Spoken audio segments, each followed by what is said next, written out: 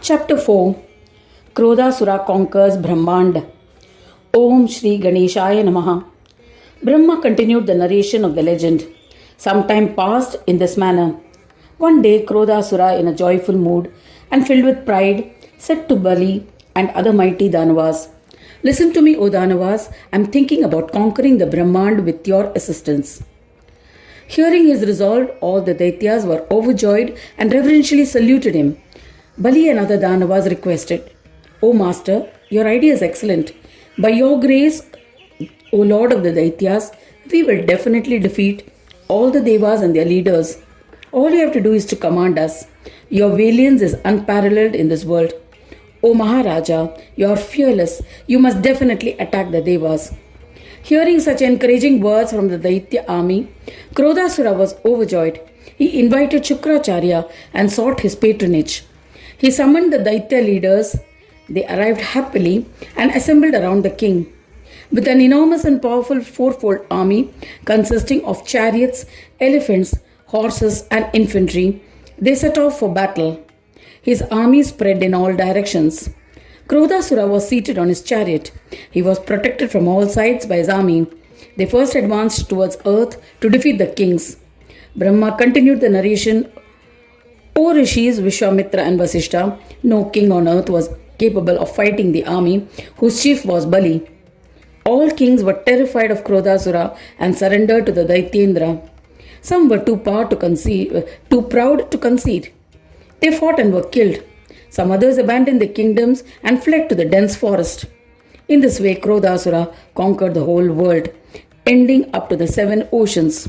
The Asura army rejoiced. Kingdoms of the surrendered kings were returned on the condition that they paid taxes. Sons of those kings who were casualties of war were given refuge, established as successors, and asked to pay taxes. In the kingdom of the kings who were exiled, Daityas were enthroned as rulers. After conquering the earth, Krodasura and the chief Daityas proceeded to conquer the powerful Naga of Patal. A messenger had already conveyed the news to Seshnag. Seshnag nobly surrendered to the Daityas. He had realized the superiority and invincibility of Krodasura was as a result of boons, and he surrendered. Seshnag with his chief Nagas approached Krodasura and paid obeisance. Krodasura was pleased and greeted them with respect. They agreed to pay a fixed annual tax. Krodasura accepted the taxes in the form of precious jewels. Paying tax to Krodasura, Seshnag returned to his abode. Thereafter, under the aegis of Shukracharya, the Daityendra with Asuras attacked the kingdom of Devas. They demolished gardens in the heaven. Krodasura sent a messenger to Indra. He described the feats of Krodasura. Thereafter, Indra sought advice from Guru Brihaspati.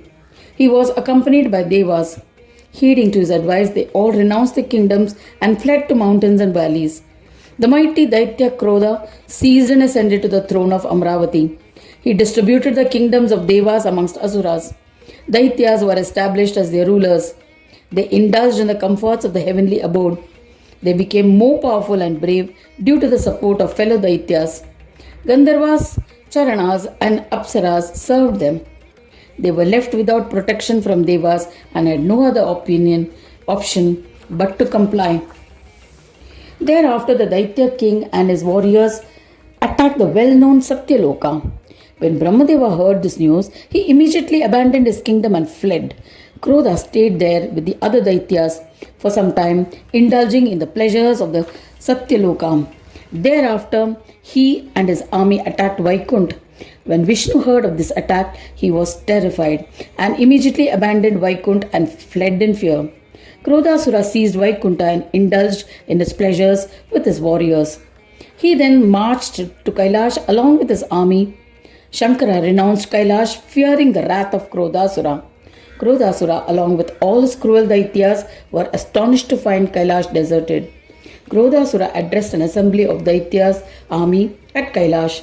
He said, "O Ravana, Bali and other chiefs, listen to my words of benevolence. Tell me of a place that I have not yet captured. I shall conquer it." Daityendras replied to the king, "O king, you have conquered everything except the Bhanuloka. Therefore, you must endeavor to conquer.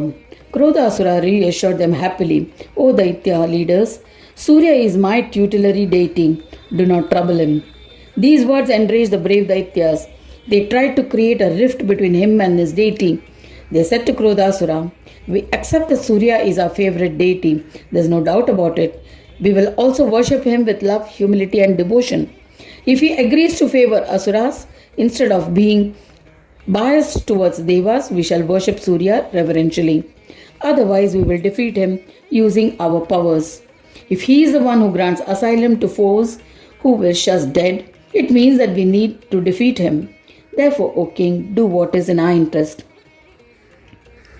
Hearing the Daitya's words, Krodasura was convinced. He sent the conceited Ravana as messenger to Surya. Duta conveyed the message.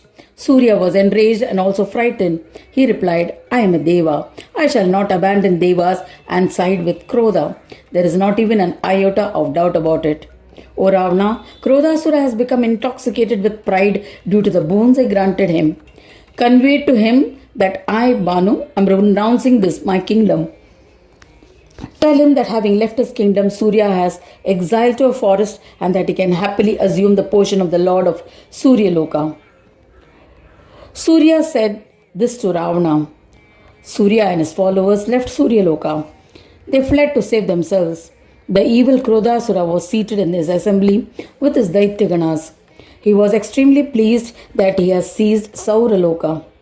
The wicked and powerful Asura felt accomplished as he had conquered Brahmanda. He indulged in various and rare pleasures. Thereafter, he established a chief of Daitya in the Deva's position in Swargaloka and returned to the earth to his own Preeti. Staying there, the mighty Krodasura ruled the three worlds. His acquaintances were delighted. He immersed in the indulgences of wine, women, meat, and wealth, and lost track of time. He spent his days in enjoyment. Thus ends the fourth chapter titled Krodasura Conquers Brahmand. In the fifth khanda of the Purana Upanishad, Srimad Mudgal Puran describing the legends of Lambodara. Dedicated to Sri Gajanana. End of chapter 4.